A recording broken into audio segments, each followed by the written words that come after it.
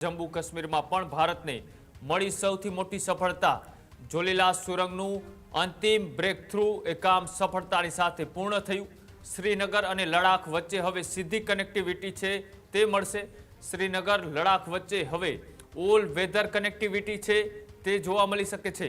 કેન્દ્રીય મંત્રી નીતિન ગડકરી અને સાથે જ એલજી મનોજ સિન્હા પણ હાજર રહ્યા હતા।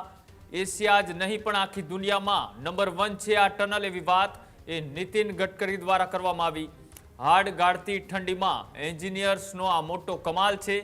જોલીલા સુરંગ દરિયાઈ સપાટીથી 3000 મીટરની ઊંચાઈ આવેલી છે।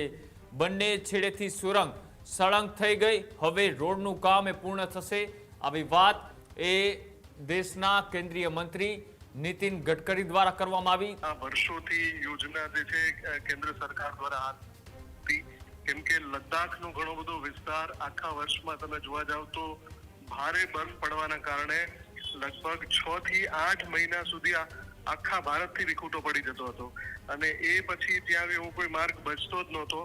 જે સડક માર્ગ છે એને વારંવાર જે બોર્ડર રોડ ઓર્ગેનાઇઝેશન છે ખોલે, વારંવાર બરફ પડે અને આખો રોડ બંધ થઈ જાય, એમ 6 થી 8 મહિના સુધી કોઈ વાહન વ્યવહાર કે પરિવહન ત્યાં શક્ય જ નહોતું। પણ જોજીલા ટનલ કે જે ખૂબ જ ક્રાંતિકારી અને દેશના ઇન્ફ્રાસ્ટ્રક્ચરમાં એક સીમાચિહ્ન રૂપ યોજના છે, એ આજે એમાં જે લાસ્ટ બ્રેકથ્રુ કહેવાય છે, એટલે કે ટનલના બંને છેડા સામસામા હવે મળી ગયા છે। આ લાસ્ટ બ્રેકથ્રુ આજે થઈ જવાથી શ્રીનગર અને લદ્દાખ કાયમી માટે હવે એકબીજા સાથે જોડાઈ ગયા છે। હા, હજુ ટનલની અંદર જે રોડનું કામ છે એ હજુ કન્સ્ટ્રક્શન ચાલુ રહેશે, અમુક સમય લાગશે, એ પછી એ ટનલ ખુલ્લી મુકાશે આમ જનતાના ઉપયોગ માટે।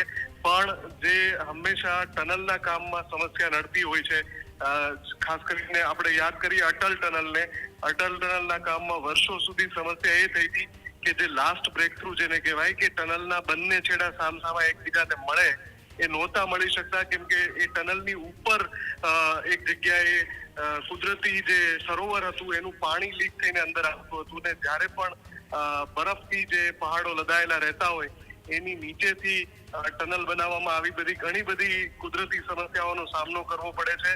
પણ આ જેમ વર્ષોની મહેનત બાદ અટલ ટનલ અત્યારે એન્જિનિયરિંગ માર્વેલ છે, એ જ રીતે જોજીલા ટનલ પણ એન્જિનિયરિંગનું એક સૌથી મોટું માર્વેલ બનીને રહેશે અને આ એન્જિનિયરોની કમાલ છે। કેન્દ્રીય મંત્રી નીતિન ગડકરી, જમ્મુ કાશ્મીરના ઉપરાજ્યપાલ મનોજ સિન્હા અને મુખ્યમંત્રી ઓમર અબ્દુલ્લા બધાની હાજરીમાં આજે આ ઇતિહાસ ભારતે સર્જ્યો છે।